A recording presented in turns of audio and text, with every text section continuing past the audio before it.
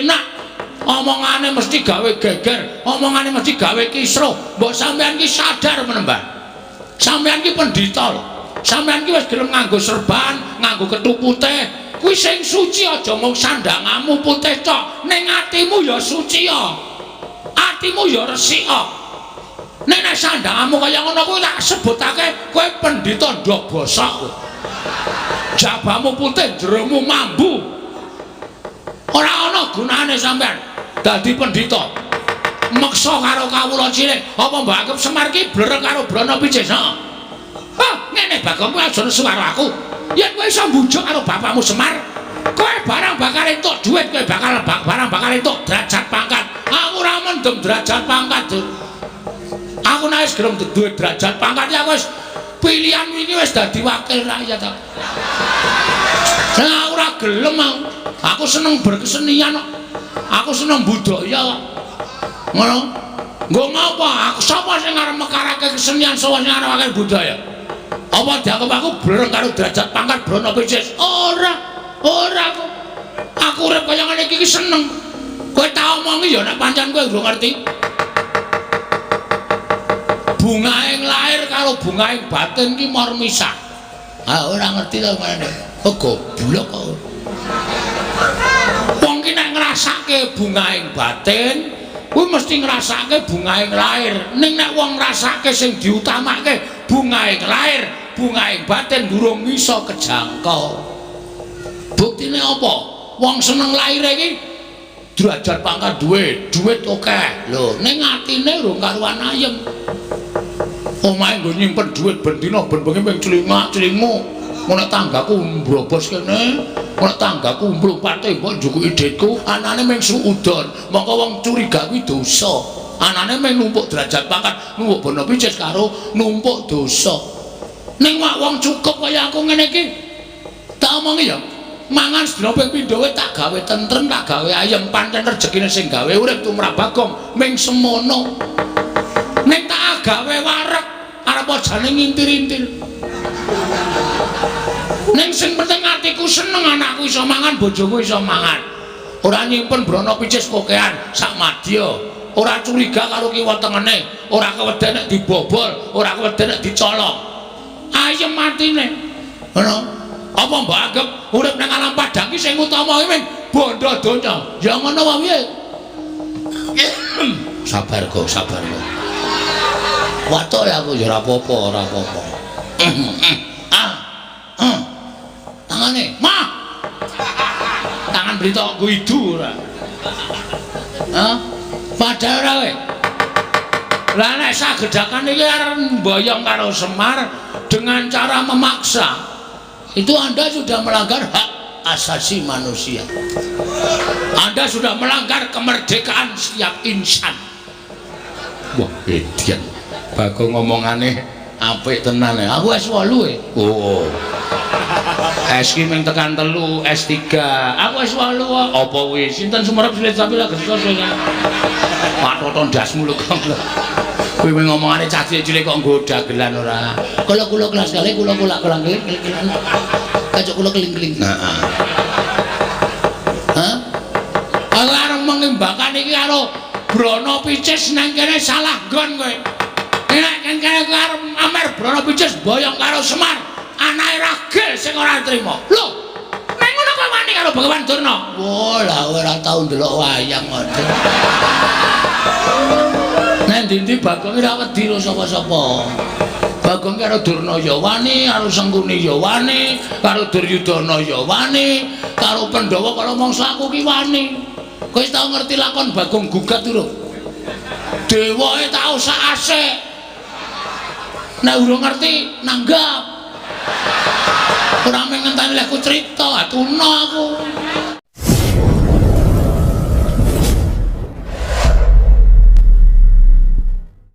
Sapa iki? Aku Antasena. Oh, Antasena putuku kowe. Pangestune Simbah Kampanana ya, Nger.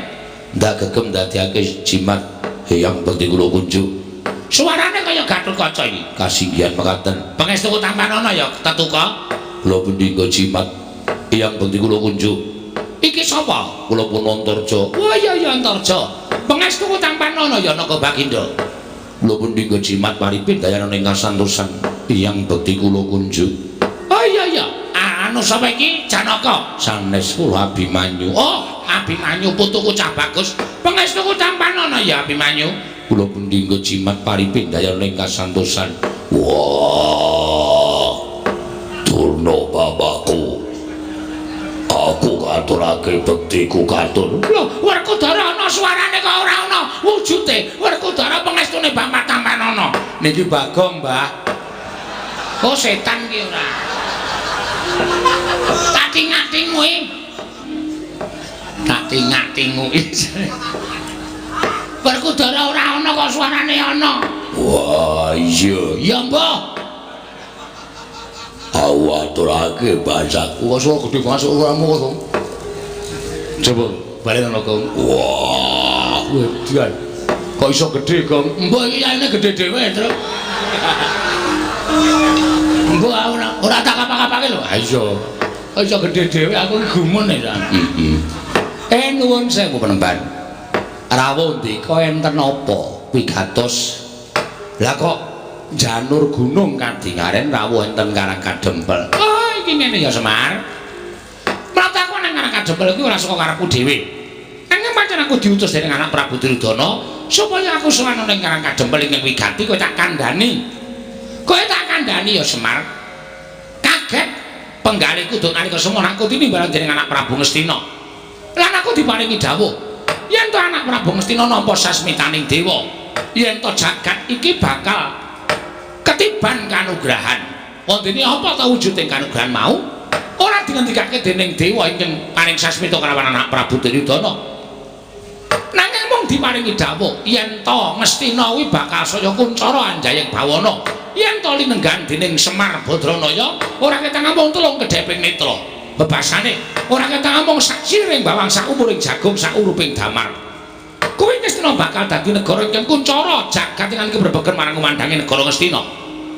Mula tumuli anak Prabu Duryudana utusan karo Begawan Durna ingkang wigati sawana ning Karang Kadempel. Dene wigatine kepengin mboyong kelawan kowe Semar. Mula pratane Begawan Durna ning Karang Kadempel iki kadhake sangganing para Sata Kurawa ing wis jangkep gawa tandu jempana joli-jolan bakal binayang marang negara Ngastina. Ora ketamong tuleng kedheping paningal kowe rawuh ning negara Ngastina ya Semar.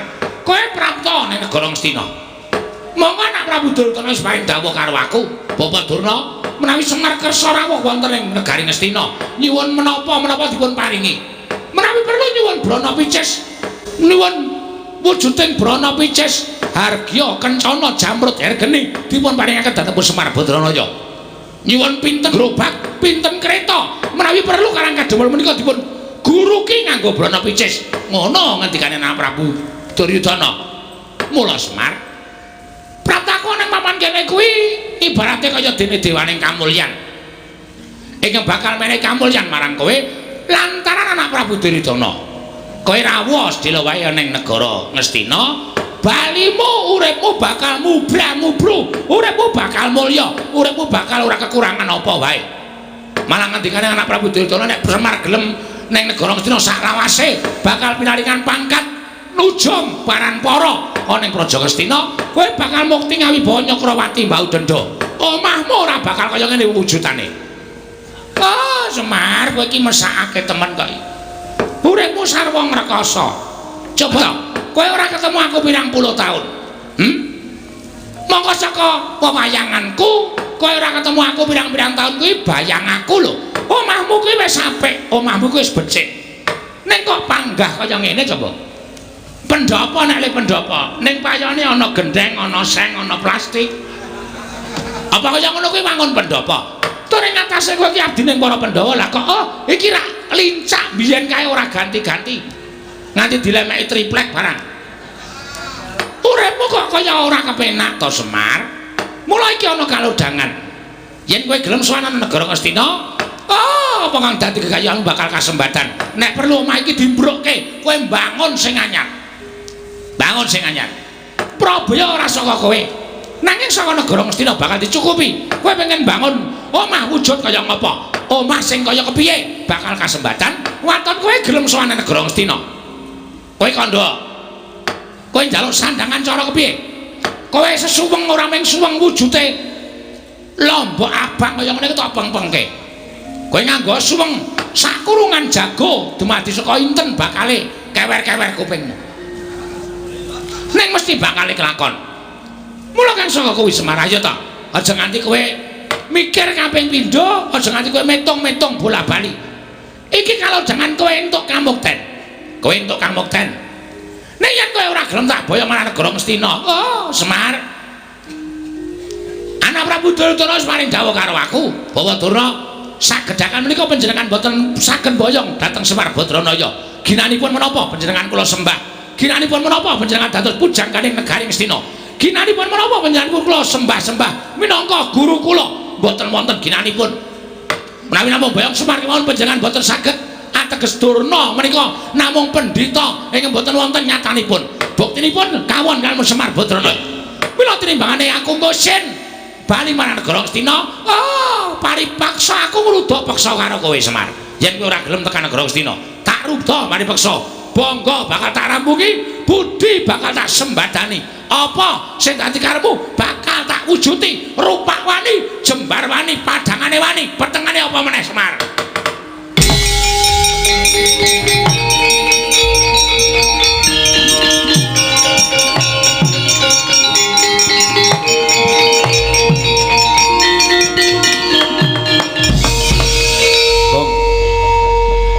Mlebu omah kok cucul jarik katokan training ngono maksude piye? Ora ngerti aku nek nesu ngene iki to. Oh, mergo nek kebelet mung kari plotrok. Dengkulku mlocot ora. Sik to meneng sik to tak mangsuli Durna. Oh iya. Kok kaya ora kepenak omongane. Lho ora kepenak nggon ngendi? Kok arep jiat karo Semar, arep maksa karo Semar ya anggepe dhek iki nang kene iki apa? Ya bener nang negara Ngastina iki dhek iki pujangga. Nang Ngastina dhek iki wujude guru, guruning para Kurawa. Nang Ngastina dhek iki pendhita. Nang kene iki dhek iki daya, kudune ngormati karo situan rumah.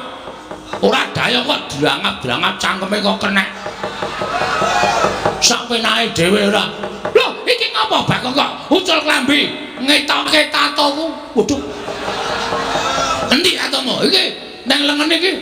Ah, ula kok gubet gelas. Kuwi gambar apotek kuwi ya. Apotek nggo tuku bios nggo bios. Cengelmu ki wae. Gong ora ngawur gong. Men aku emosi aku. Aku nganti bapak kok nganti ame dipameri brana picis derajat pangkat iki. Bapak iki nek gelem duwe derajat pangkat nek gelem duwe drana picis wis biyen-biyen tak omongi. Aku wis rasa aku kerawan anak-anak Pandhawa ki karang kadempel ayem tentrem manyes arep 39 derajat ning kanane dadi ayem dadi sejuk kaya ana Esa asik kok asik walik ora anggepe rumangsane apa ning barang ketekan Durna kok saka 39 derajat kok rumangsaku kaya ngedep geni dadi 45 derajat muntuk-muntuk ning ngendas. Omongane ora enak. Omongane mesti gawe geger, omongane mesti gawe kisruh. Mbok sampean ki sadar menembah. Sampean ki pendhita lho. Sampean ki wis gelem nganggo serban, nganggo kethu putih. Kuwi sing suci aja mung sandangamu putih tok, ning atimu ya suci ya. Atimu ya resik kok. Nek sandangamu kaya ngono kuwi tak sebutake kowe pendhita ndok bosok. Jabamu putih, jeromu mambu. Ora ana gunane sampean dadi pendhita. Meksa karo kawula cilik, apa Mbak Agem Semar ki blereng karo brana picis. Ha, ngene Bagong kowe aja nesu karo aku. Yen kowe iso mbujuk karo bapakmu Semar, kowe barang bakal entuk dhuwit, kowe barang bakal entuk derajat pangkat. Aku ora mendem derajat pangkat. Aku nek wis gelem duwe derajat pangkat ya wis pilihan ini wis dadi wakil rakyat aku. Saya ora gelem aku seneng berkesenian kok. Aku seneng budaya kok. Ngono. Nggo ngapa? Aku sapa sing arep mekarake kesenian sapa sing arep wakil budaya? Apa dianggap aku blereng karo derajat pangkat brana picis? Ora kok. Aku urip kaya ngene iki seneng. Kowe tak omongi ya nek pancen kowe ora ngerti. bungaing lahir karo bungaing batin ki mor misah. Ah ora ngerti to ngene. Kok goblok kok. Wong ki nek ngrasake bungaing batin, kuwi mesti ngrasake bungaing lahir. Ning nek wong ngrasake sing diutamake bungaing lahir, bungaing batin durung iso kejangkau. Buktine apa? Wong seneng lahir iki derajat pangkat duit akeh. Lho, ning atine urung karuan ayem. Omahe nggo nyimpen duit ben dina ben bengi ping celingak-celingmu. Nek tanggaku mbrobos kene, nek tanggaku mlumpat mbok njukuki dhitku, anane mung suudon. Mongko wong curiga kuwi dosa. Anane mung numpuk derajat pangkat, numpuk bono picis karo numpuk dosa. Ning wong cukup kaya aku ngene iki. Tak omongi ya. Mangan sedina ping pindho tak gawe tentrem, tak gawe ayem, pancen rejekine sing gawe urip tumrap Bagong ming semono. Ning tak gawe wareg arep ajane ngintir-intir. Ning sing penting atiku seneng anakku iso mangan, bojoku iso mangan. Ora nyimpen brana picis kokean sak madya. Ora curiga karo kiwa tengene, ora keweden nek dibobol, ora keweden nek dicolok. Ayem atine. Ngono.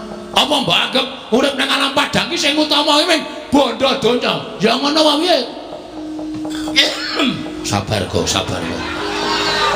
Watuk ya aku ya ora apa-apa, ora apa-apa. Tangane, mah. Tangan berita kok idu ora. Hah? Padahal ora kowe. Lah nek sagedakan iki arep mboyong karo Semar dengan cara memaksa. Itu Anda sudah melanggar hak asasi manusia. Anda sudah melanggar kemerdekaan setiap insan. Wah, edian. Bagong ngomongane apik tenan ya. Aku S8 e. Oh. S ki mung tekan 3, S3. Aku S8 apa kuwi? Sinten Sumerep Silit Sapi lagi sesuk ya. Patoton dasmu lho kok. Kowe ngomongane cah cilik kok nggo dagelan ora. Kula kelas kali kula kelang-keling. Kacuk kula keling-keling. Heeh. Hah? Aku arep mengimbangkan iki karo brana picis nang kene salah nggon kowe. Nek kan kene arep amer brana picis boyong karo Semar, anake ragil sing ora trima. Lho, nek ngono kok wani karo Bagawan Durna? Wah, lah ora tau ndelok wayang kok. Nek ndi Bagong ora wedi karo sapa-sapa. Bagong karo Durna ya wani, karo Sengkuni ya wani, karo Duryudana ya wani, karo Pandhawa karo mangsa aku ki wani. Kowe wis tau ngerti lakon Bagong Gugat durung?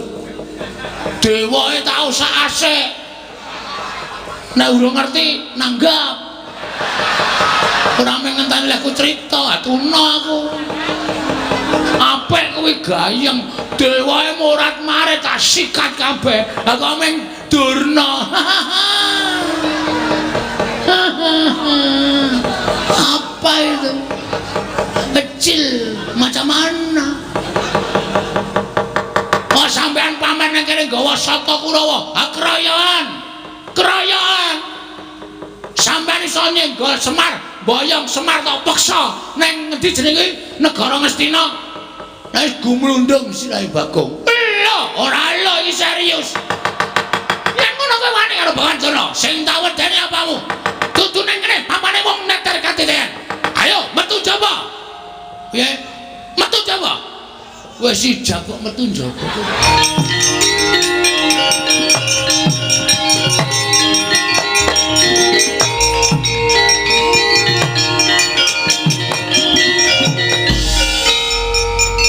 Pancen cah siji iki pancen demit.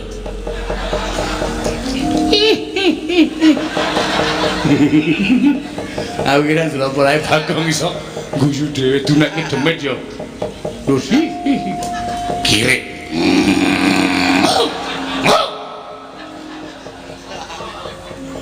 Ngapa ya, Pak? Kowe iki tak omongi to. Ha piye? Maksudmu kene mau piye? Lho, melindungi Bapak.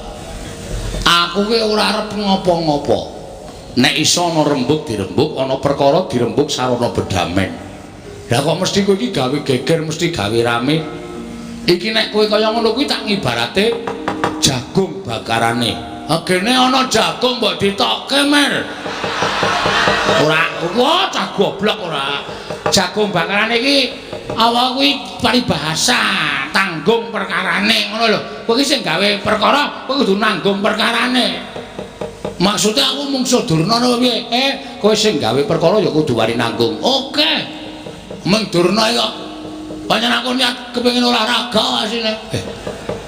Nandingi Kurawa.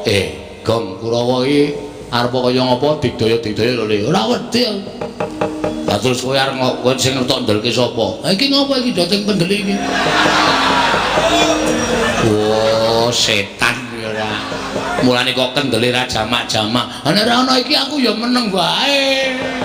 Gandeng ana nom-noman iki gunane apa? Mula aku terus gleleng to menano apa jenenge sambil menyelam minum air. Tegese piye kuwi? Nggih to nek Bagong kendel. Ora ngerti nek sing tak tantangke iki piyai-piyai iki. Mangke tak aku ditonton wong semene wah Bagong gleleng tenan jane ya nul. Pancen wedhus tenan. Mbek, Mbok. Ora caturan. Ndara Antasena. Piye, Kek? Niki anak kula Bagong. Batur sampeyan wis goleke gawean. Nyuwun ngapunten nggih, Den, ora apa-apa. Gong, kowe wis tuwa, leren ngaso. Kula tak tandangane. Wah, krungu ta kowe. Niki nom-noman sing tanggapi ngene iki. Bagong kowe rasa melu-melu Kurawa tak tandangane. Ndara Gatot pancen jos. Bagong rasa melu-melu tak tandangane Bagong. Wah, Ndara Antarja nyos. Mengko kowe lingguhan karo aku Bagong.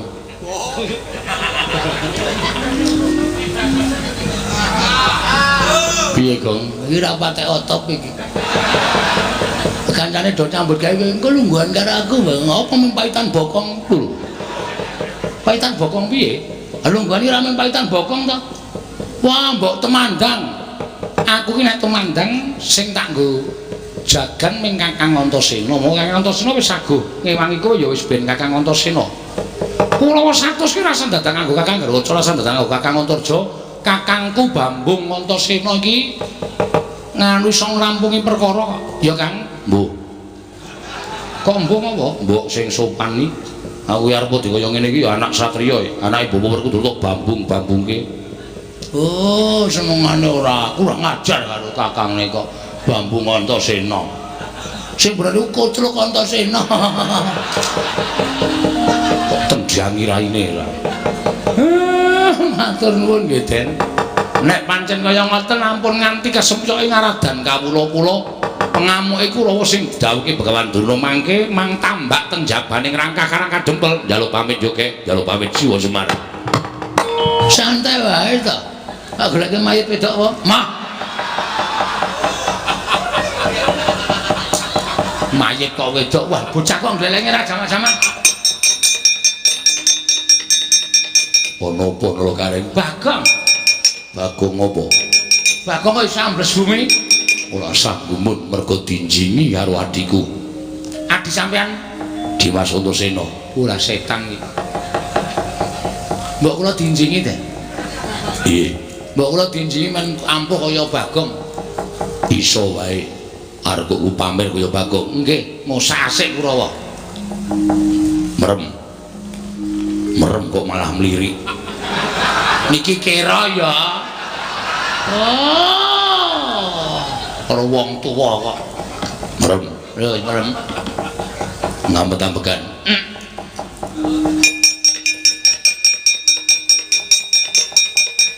Wis melek. Sampeyan teng pundi? Aku ning awakmu. Kuwi lah. Terus kekuatane? Mabura. Carane? Sikile gedruk lemah ping 3.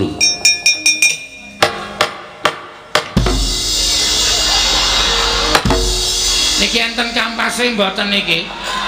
Kok banter banget kok nek nabrak apa-apa? Batinmu muni mandek. Gleleng sae. Wah, sapa kae sing etok? Durma Gati Timbres Dasmo.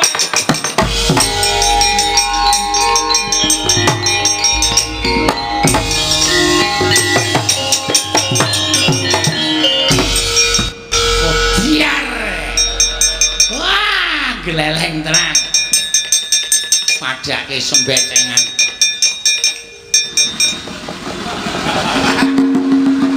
Kok aleman reng. Lha tuku gas nendi? Gas matamu ora. Iki lho delok iki lho. Iki aku iso nek di atas tanah iki tuh bisa. Ngumpul sithik kok. Wah. Golek kolah ra ono gendenge.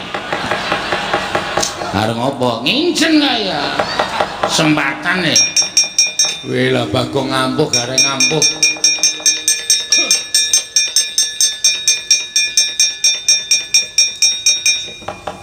Kula digawe kaya ngene. Digawe piye? Gawe kaya gareng kali Bagong.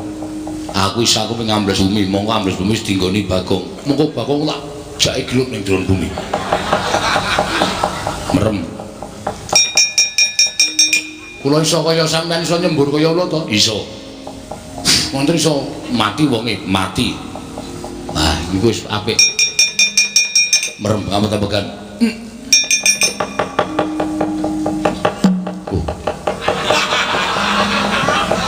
Ojo endo. Nek arep dislupi aja endo.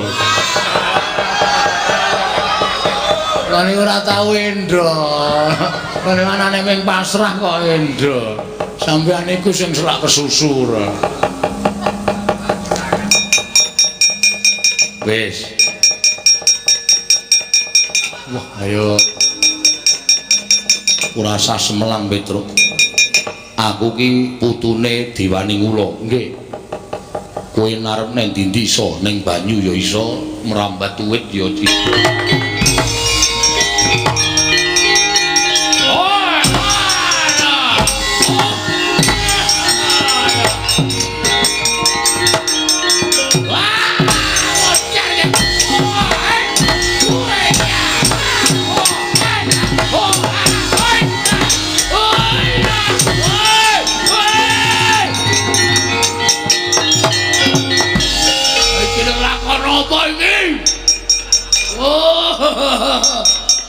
Kapokmu kapan?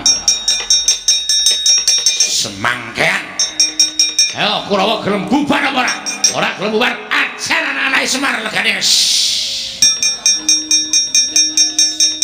Kon Iblis? Kon Iblis apa piye? Mutiar. Oh, kapokmu kapan kowe? Kowe ngapa ya, Tru? Oh, kowe iki senenge cah kurang ajar. Gong, napa iki kilin nandur iki tenanan. Kok ambles bumi nggawa kantong gandum.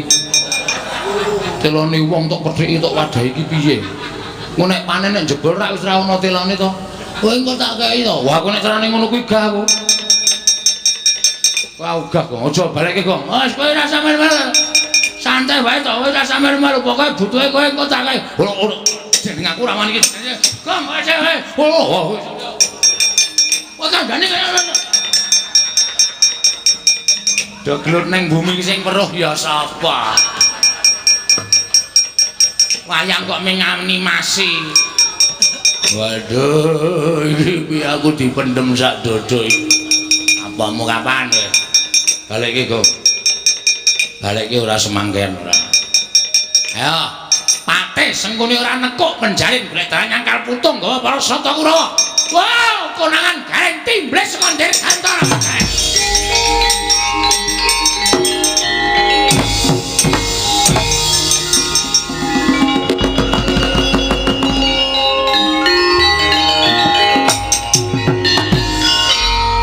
Solare entek kaya iki. Kok wis ora gelem banter ya.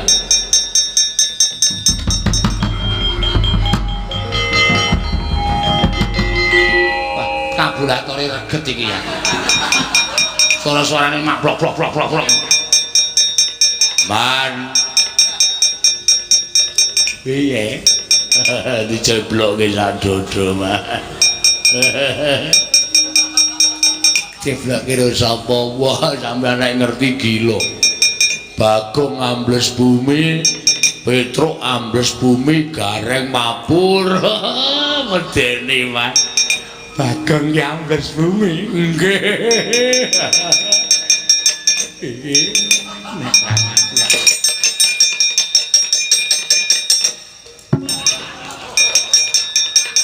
waduh mung katot-katoke sak.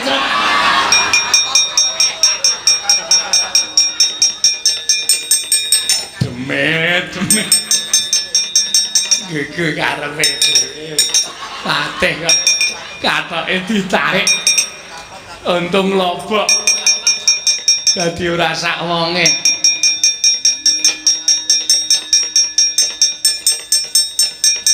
Baleke gong, "Mah. Ukuran 3-4." Wah iya. Nek kowe lemu ya ora sedeng, tak bedah. Santai wae sambung kain liyane. Kardinal. Waduh. Kardinal kok mempenge ra jamak-jamak ora.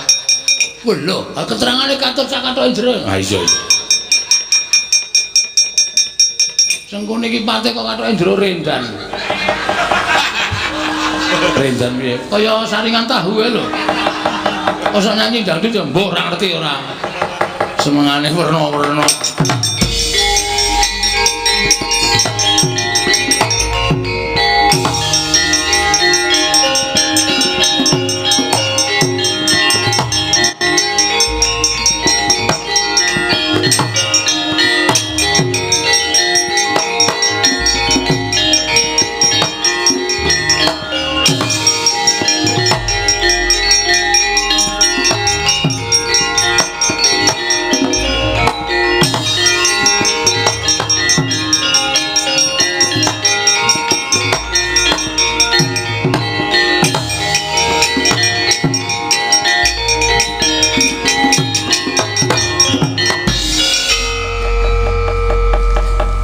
Dibantu karo ndara-ndara Kurawa mesti sineng kene ya lek mesti. Lah ya paling berpartisipasi meng aku lho. Ha iya ta, uga Dursasana ajar timblis. Heeh. Wah seneng aku.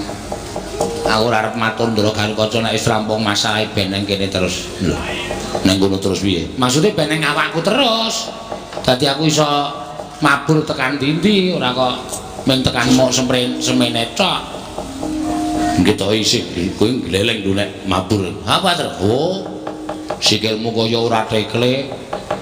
Tanganmu kaya ora sikilmu ora kaya becik, tanganmu ora kaya tekle, mripatmu kaya ora kira nek mabur. Kok karang yo gleleng tenan kaya aku iki. Piye? Rusak kok terus pisan. Kabulatore jeplok. Oh iya. Sing duwe abur-aburan wis minggat. Mula aja sok mamer. Ya. Kowe ora iso mabur, aku tontonan tetep iso. Piye, Kang? Sing iso ambles kuwi wis metu kok, terus mbok ya wis. Ha iya. Kalau bapak malah tindak mrene. Ayo engko bapak arepe wis sing diutus sapa ra ndara-ndara ki samarte gak sami kowe dhewe to.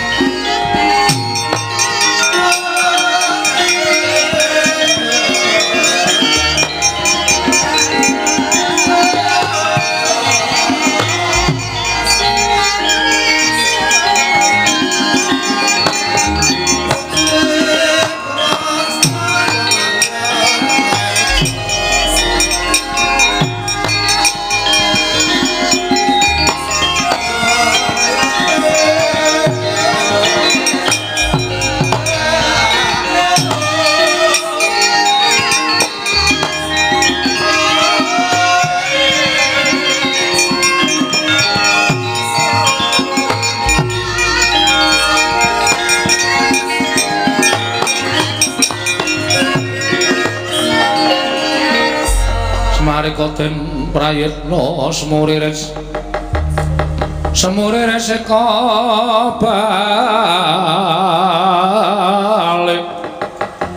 ditiyane gandayane tresnya purnama sasi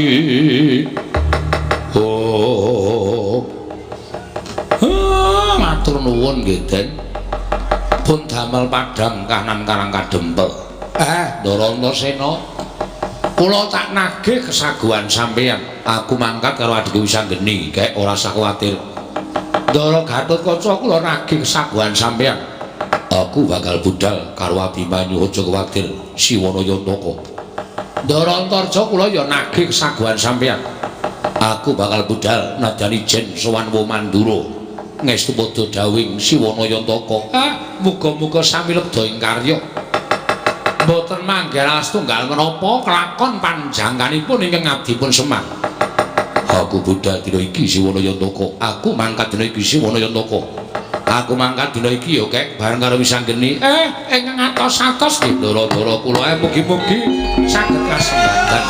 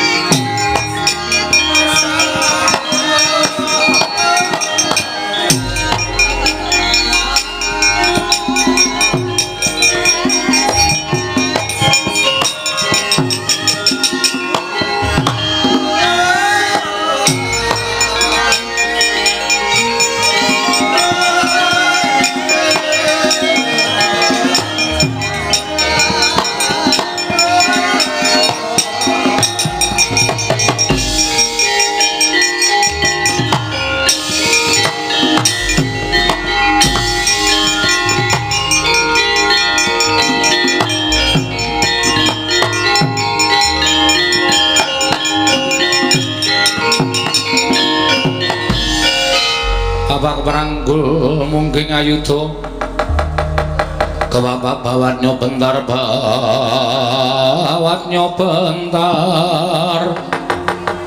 kebabaknya mungking aloka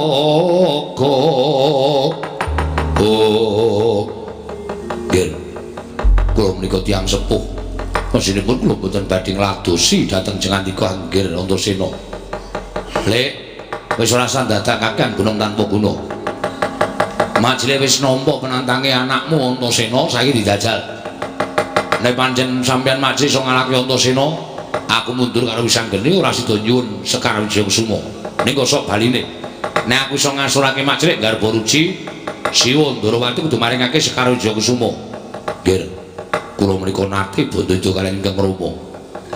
Kula mboten kawon nadyan nuwun sewu dipun mestani kawon ning kula mboten trima. Ati kula tetep mestani menawi kula dereng kawon apa meneh namung atmajanipun anake kaya sampeyan rasah ngatoske banyu ngempukke watu ayo dijajal rek nang kene kowe apa aku sing kalah jroning boto itu monggo kula ladosi ning aku njaluk ngapura nek aku neranyak karo Makjid karo Bonji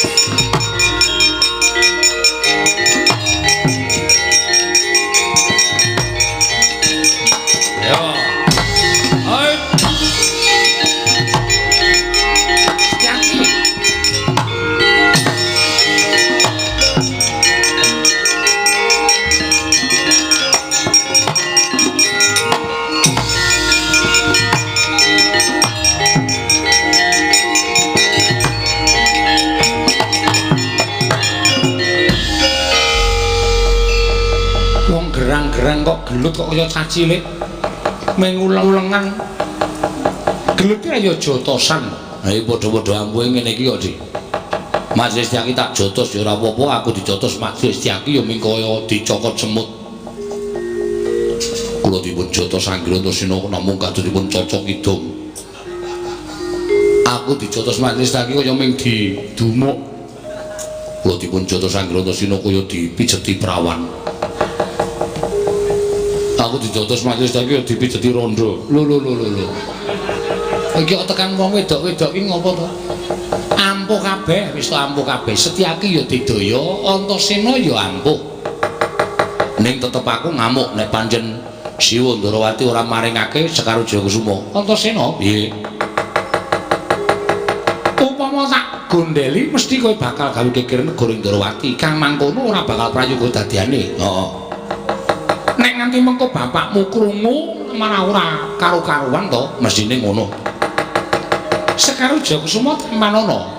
Tenane, Pak Dik. Iya tenan. Gawanan ning Karang Kadempel. Ning aku bakal marep ning Karang Kadempel uga. Mengko nganti pusaka iki digawe bab sing ora prayoga marang Kakang Semar Badranaya. Aku ora nrimake lho Antasena, ora ming Pak Dik. Aku ya ora nrimake. Mula tampalono. Mangkato ning Karang Kadempel. Ya, matur nuwun bisa nggene endi? Mengko wis anggere bakal sumusul marang kowe, Ger. Ya.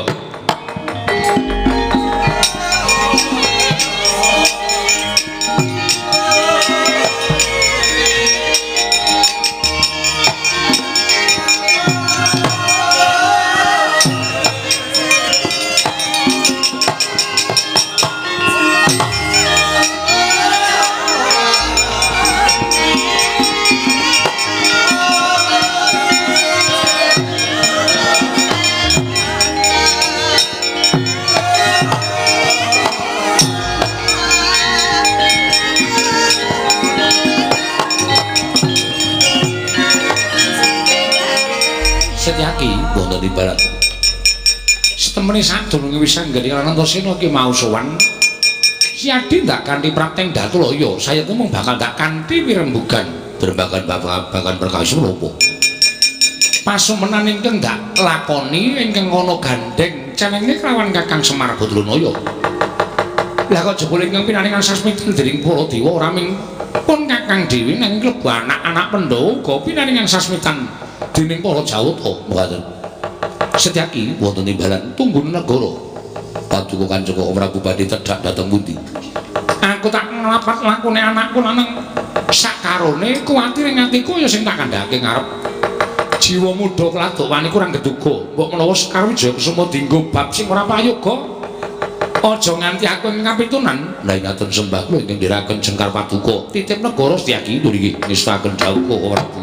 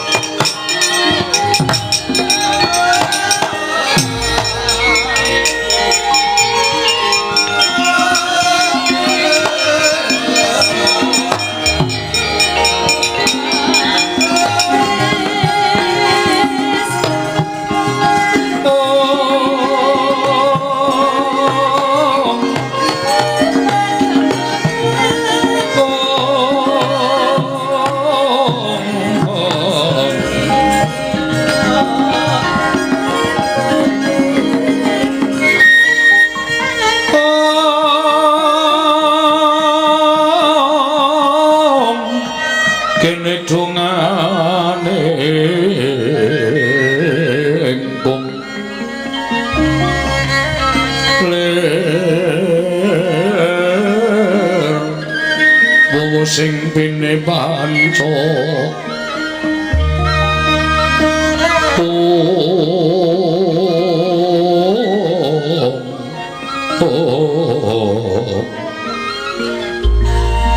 Tapetoke ngayam wono manguh ing pagagen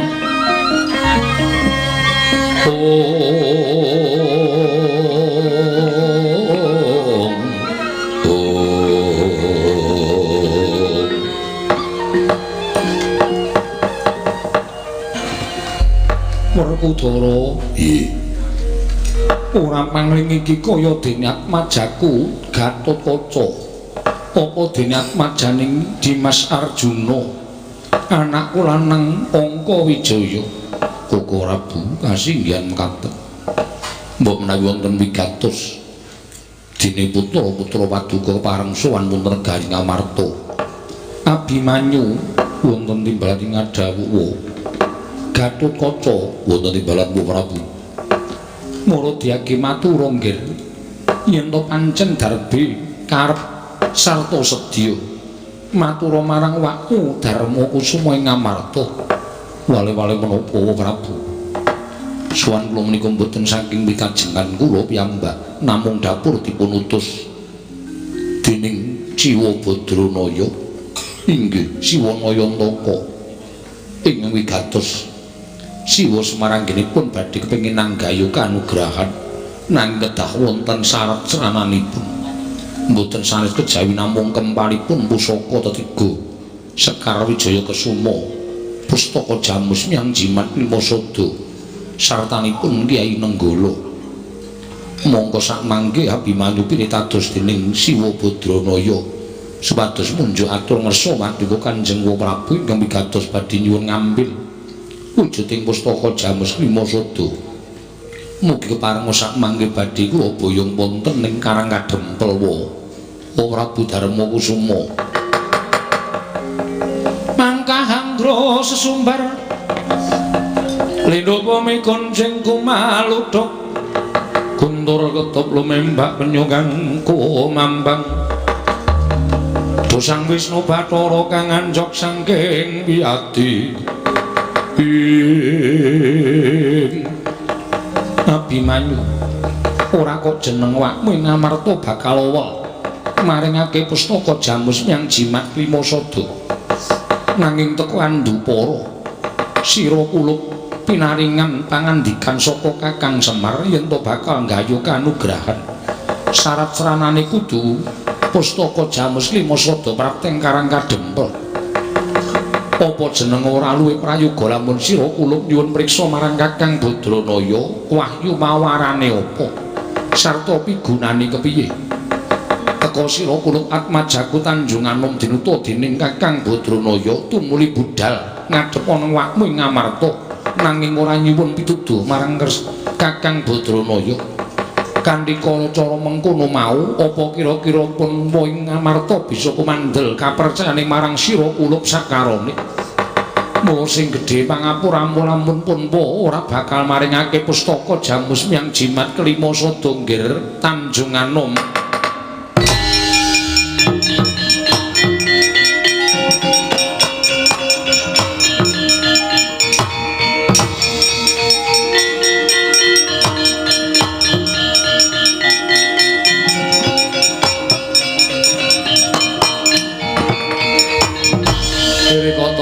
Gatotkaca tinon mapakarga suta tekapira Kresna kula tetuka ana ponggil teka sajak ora prayoga kang dadi atinira kulup Gatotkaca nuwun pamunten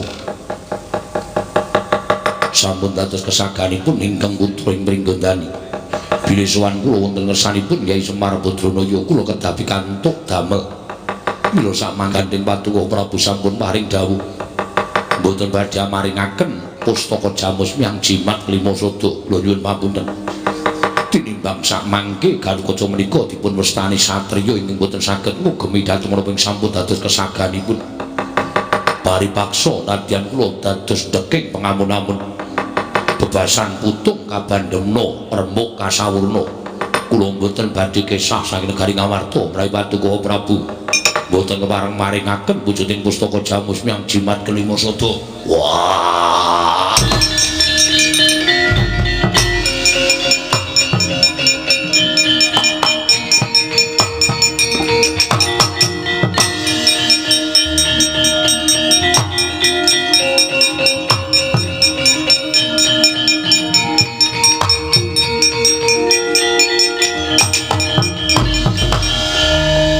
Mapunten amit sang rimantabi tirebena iki lho dene demawaing nawang tuwak. Kok Prabu. Mboten ateges kula mbani kok badhe kumawantun dhateng dawuh paduka Kanjeng Koko Prabu namung ngamutana. Kakang Mas Yodipati ingkang samangke tumuli mulasara dhateng atmajanipun semanrugi Kakang Mas Madukara. Ingkang tanwandi ugi boten badhe gesek karena menapa ing dipun tindakaken dening Kakang Mas Yodipati. Menapa boten saru dinuling atasipun tiyang sepuh kaliyan putra sami gejegan. Doh nyono cerak nyono sami mestani menawi kula warga Pandhawa menika boten rukun Koko Prabu kinayo nyahak tuwin kinarya nyupet dhateng reraosanipun para kawula dhateng para Pandhawa miwah atmajanipun. Mbok inggih turta malih Kyai Semar Badrana menika slaminipun kula menika srawung kaliyan Kakang Semar mboten nate tumindak goro utawi ujar lelamisan. Mbok menawi menapa ing dipun tindakaken Kyai Semar menika kala wau pancen saestu badhe anyadong kanugrahaning dewa Koko Prabu.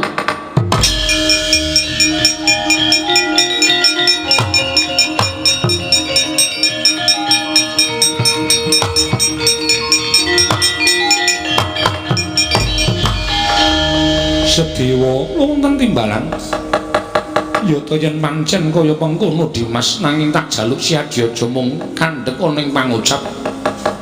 Tegese Siadi wani matur kaya mengkono kudu wani tanggung jawab. Mangke menawi wonten geseng ngrembak Kyai Nayantaka jangga kula kinarya lintu Koko Prabu kantinan pustaka Jamus Klimasada paringna marang Gatotkaca lan Abimanyu.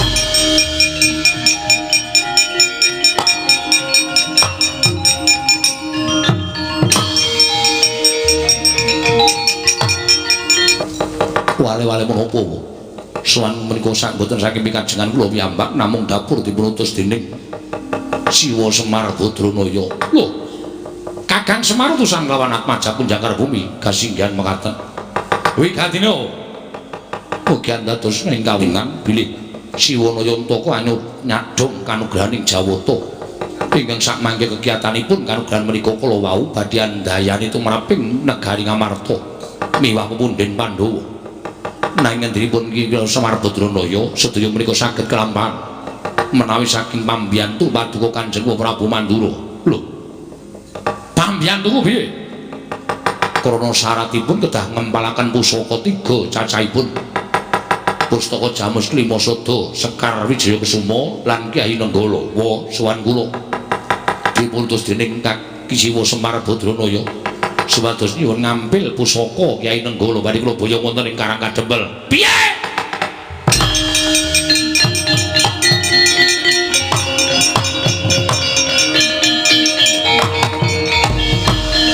Ayo binatang paresmaning jajalanan supertani baun iblis lanat.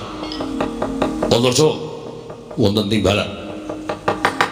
Lah kok wani-wanine? Kowe komo wani matur yen bakal nyuwun ngambil Kyai Nenggala. Ngerti ora? Yen pancen kowe durung manuk, yen pancen kowe durung ngerti. Pusakaning Baladewa kuwi wujude loro, kodrat karo wiradan. Sing kodrat mapan ana ngepek-epek ing Baladewa aran Kyai Nenggala, sing wiradan jenenge Kyai Alugara. Lah kok dadi Semar nyuwun ngambil Kyai Nenggala padha karo moteng-moteng tangan itu Baladewa iya. Iki ora bakal bisa digawa dening sapa wae. Iki mapan ning jeroning kulit sak jabaning daging. Cetha yen to Semar Badrana bakal ngrusak marang negara Mandura. Milih Kyai Nenggala padha karo ngilani jajane Baladewa Paraswe.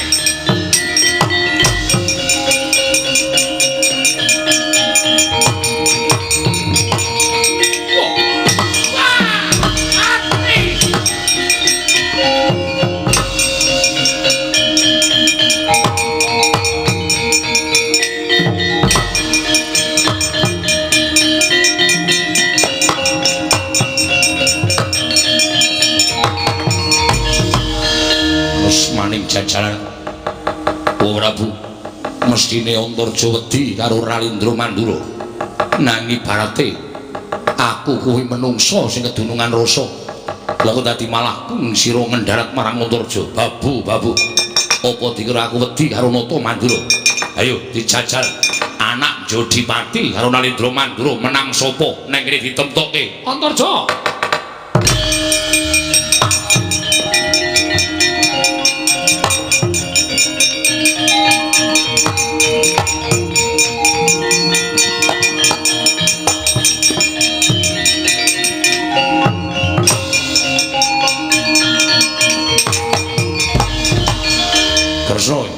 Inggih Kakang Prabu. Kula ingkang rayi Ndarawati. Sirmu piye karepmu piye?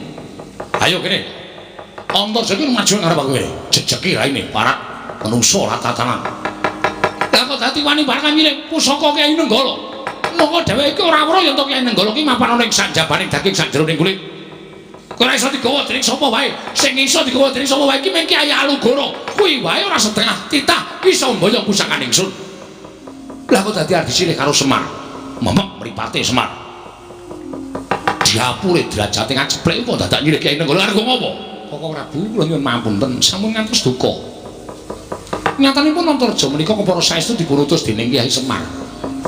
Lan kula caosi prisa Kakang Semar nembe anyadong kanugrahaning Hyang Mahanasa. Mongko sekawit pisanggringan Antasena ugi sowan wonten negaring Ndarawati nyuwun ngambil sekar Wijaya Kusuma. Oh lho, inggih. Lah terus kembang kok paringke. Kula paringaken mergi menawi boten Antasena ngamuk.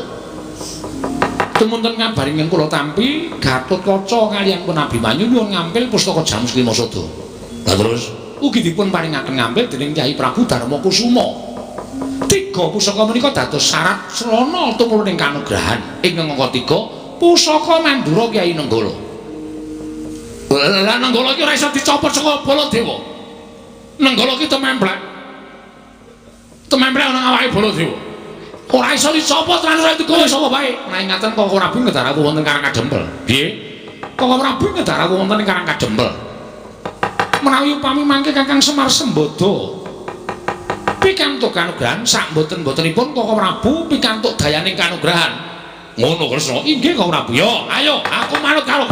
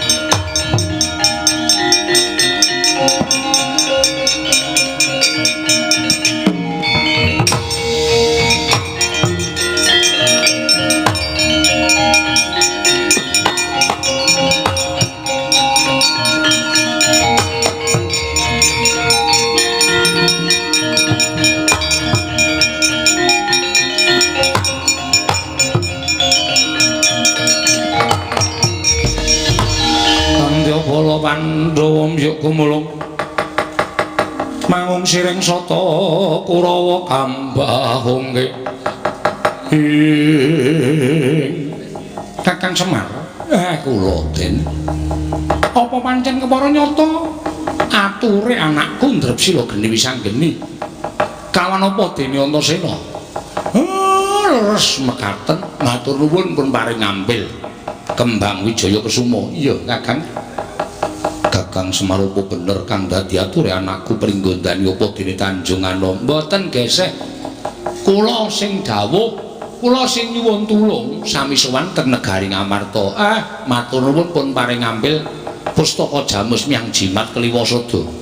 Kakang Semar apa kepara nyata leres Ndara Antarja to ya lah pun di pusaka Nenggala yen ora saka kareping Baladewa pusaka Nenggala ora bakal bisa wal saka karepe Baladewa mong sekedap kok niki nggo jangkep syarat srana reruba pepanggil Aja nganti gotang kaya ngeten iki, Ndara Baladéwa.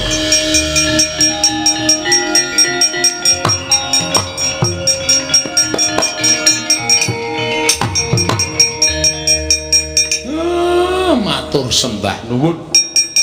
Pun disuwuk saderenge kula dodok. Wis tak aturake. Nggih, Den, nggih. Matur suwun. Lah kula niki mung manut karo kersaning sing kuwasa sing paring sasmita kalawan ingkang abdipun Semar. Kula dhewe ya ora ngerti terus ken pripun gandeng saka wis mlumpuk kaya ngeten iki kula ken pripun. Muga-muga dewa ora mbrenjani menapa sing didhawuhke kalipun Semar Badrana.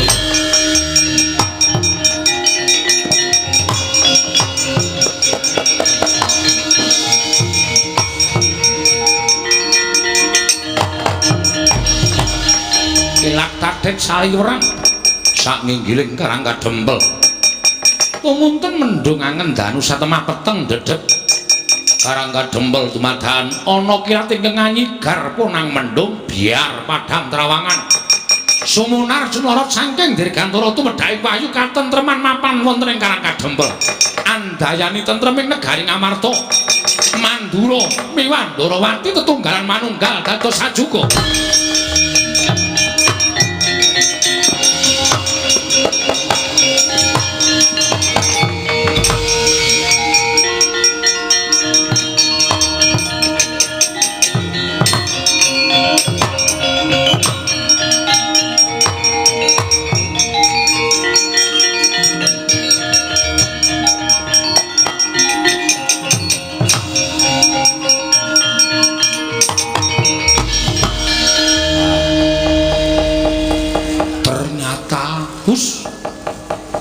Dewa mboten selak. Jumbuh kaya napa sing didhawuhke kalih kula. Sinartan kilat tatit sesautan mendung ingkang kaya badhe dados Jawa. Ning tumunten dados Padang. Ingkang satemah andayani tentrem raos sing manahipun ing abdipun Semar. Mbok ngawi menika ingkang winastan wayu katentreman.